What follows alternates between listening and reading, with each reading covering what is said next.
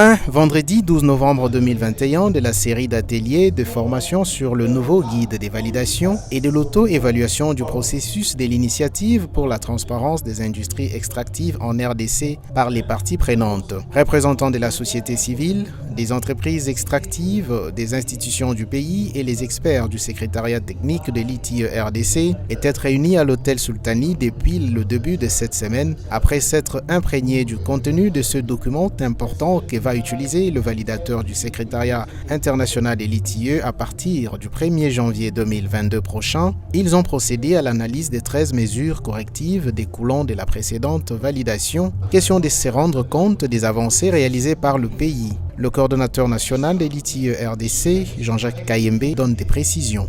Les 2 premiers jours, on a fait les formations et hier et aujourd'hui, nous sommes passés à une auto-évaluation pour voir si il y a eu vraiment des améliorations dans notre pays. Pendant les 2 jours, les gens ont analysé exigence par exigence en commençant par les 13 mesures correctives pour voir si la RDC sera prête pour la validation.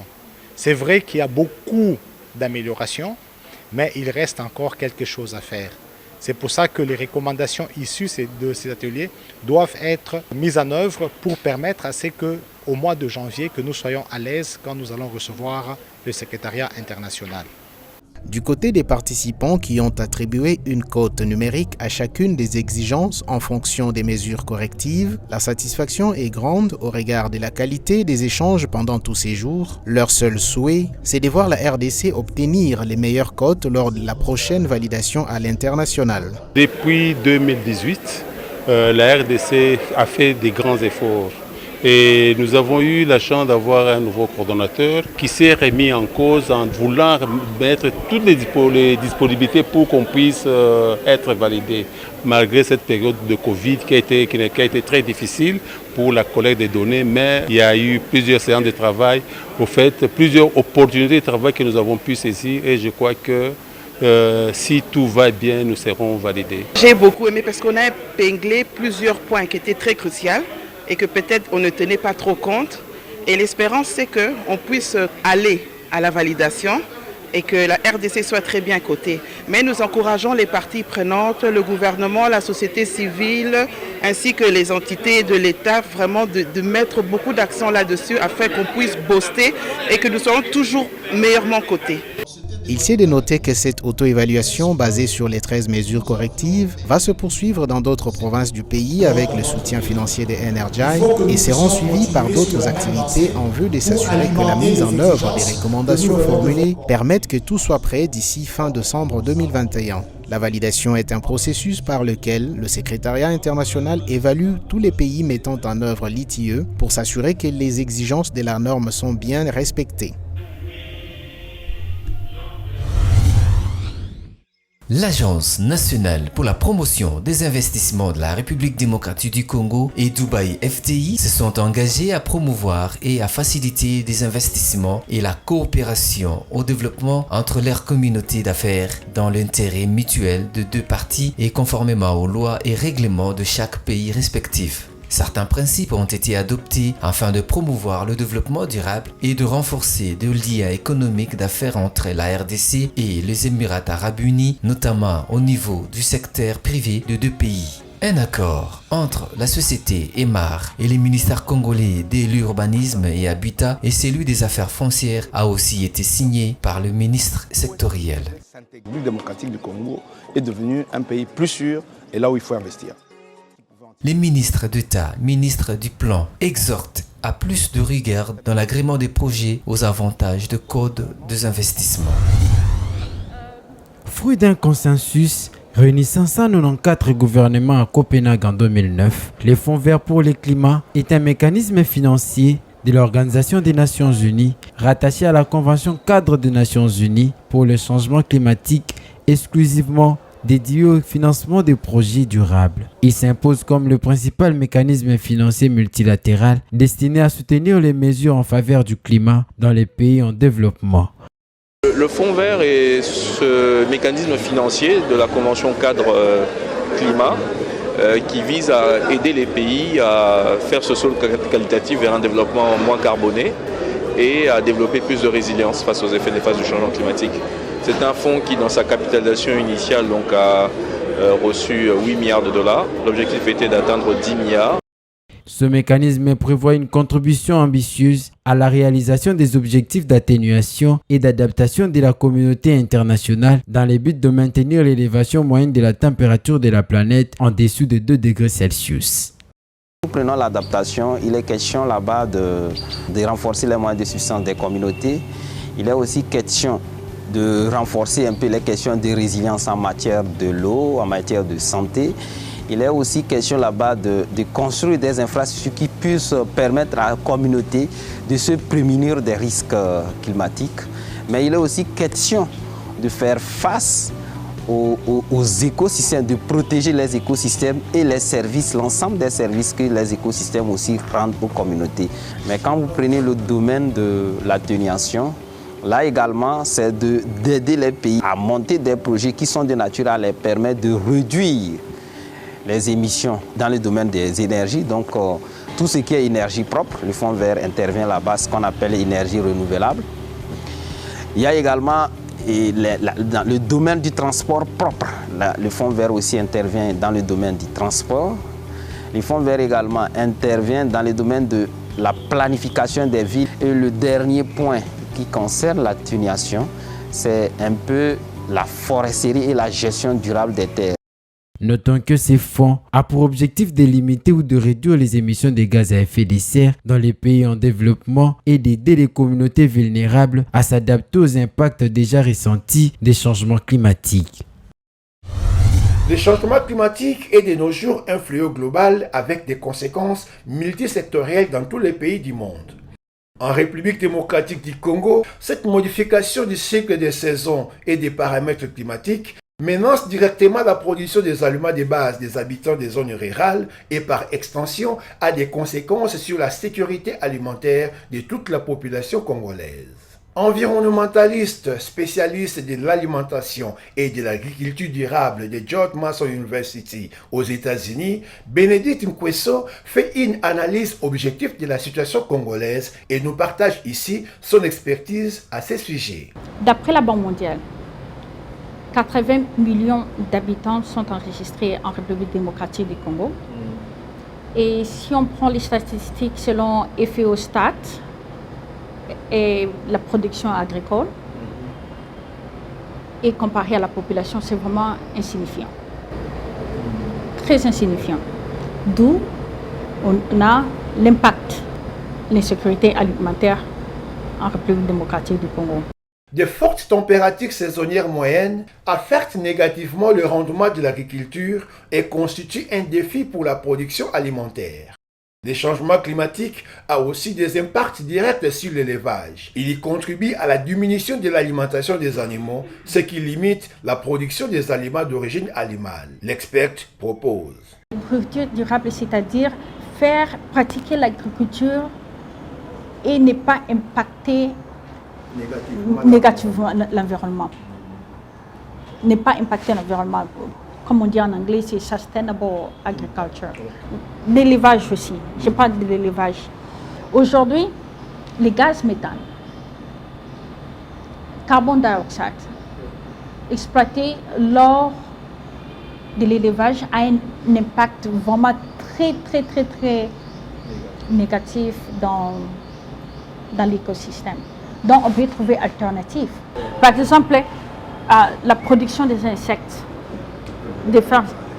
la production des insectes, c'est aussi un moyen pour la lutte contre les changements climatiques. Face à l'insécurité alimentaire et les changements climatiques, la RDC est appelée à accroître ses rendements, à faire progresser l'investissement dans l'agriculture et à s'attaquer aux problèmes au moyen des mesures d'atténuation et d'adaptation, mais aussi se transformer en gros aspirateur des gaz carboniques présents dans l'atmosphère. L'agriculture a un rôle d'atténuation du changement climatique à jouer. La prolifération de pratiques foncières informationnelles, l'accaparement des terres et la thésaurisation foncière par les élites, des lotissements pirates, la pluralité d'instances d'intervention dans la gestion foncière font partie de nombreux problèmes fonciers, sources de conflits et de frustrations répertoriées à travers la République démocratique du Congo. Depuis 2012, le pays s'est engagé dans le processus de la réforme foncière. La Commission nationale de la réforme foncière CONAREF a été créée pour gérer ces processus de réforme foncière sur base de principes de participation, de décentralisation et de respect de l'environnement, de droits de l'homme, de droits de femmes et de droits de minorités. Des consultations provinciales ont été menées en collaboration étroite avec des organisations de la société civile congolaise impliquées dans le processus de la réforme foncière sur l'ensemble de 26 provinces pour aboutir à un document de politique foncière nationale véritablement issu des consensus national. Pour une approbation inclusive de ces documents de politique foncière nationale, un atelier de validation aura lieu du lundi 15 au mercredi 17 novembre 2021 à Kinshasa, organisé par le ministère congolais national des Affaires foncières. Le délégué de toutes les entités politico-administratives, de partenaires techniques et financiers, ainsi que toutes les forces vives en provenance de 26 provinces de la RDC prendront part à ces assises. Une présentation de grandes lignes du document, des analyses et leurs recommandations formulées lors de consultations avant et leur intégration dans la version finale, puis la validation du document de politique nationale foncière, tel est le programme de l'atelier. Cet atelier se déroulera en présentiel au Salon Congo Pullman de Kinshasa, en visioconférence sur YouTube, Environews, Facebook, CONAREF et Zoom. Les habitants de la commune délimitée ont salué le démarrage effectif des travaux du curage de rivière Kalamou au niveau du pont Forgeron. Ici, à la première rue du quartier Forgeron, c'est la grande satisfaction de la population riveraine et usagers de ce coin de voir débuter ces travaux de curage. C'est le souci qui les anime, c'est de voir les techniciens de l'OVD de bien curer la rivière aussi sous le pont, vu qu'il a été construit depuis fort longtemps et constamment inondé et bouché. Ce que le gouvernement va vivre vraiment bien, demain va baby support oyo, basa la modèle makelele sali, to basa la modèle ou basa na scène de côté à Sonic à foot. Na banza ndenge wana to vivre vraiment bien. Poto zalaka wa soko mbule noki bazomema ba mususu na mukongo ba mususu na pusu batindiki bango na pusu ti esika ye maye kusika nde ya zinzela tamboli wana ezali na kata Kinshasa te on a du moins un intérêt mais tout ça na kata capitale to fana na président na mboko to pe magana na kata Kinshasa be fe ndenge na sika ko le la bisote to zo buta bana bazo kola ba okola na microbe. Lors de la pluie, par exemple, la population riveraine de ces calames noirs, ne sachant quoi faire, passe parfois de nuit blanche, surveillant la montée des eaux, raconte un riverain victime de ces fléaux. Quand nous sommes mususu ezali abouché. Pone ya boye azwaka quand nous moni abimisi mpanzi. Ninga moni abimisi mpanzi.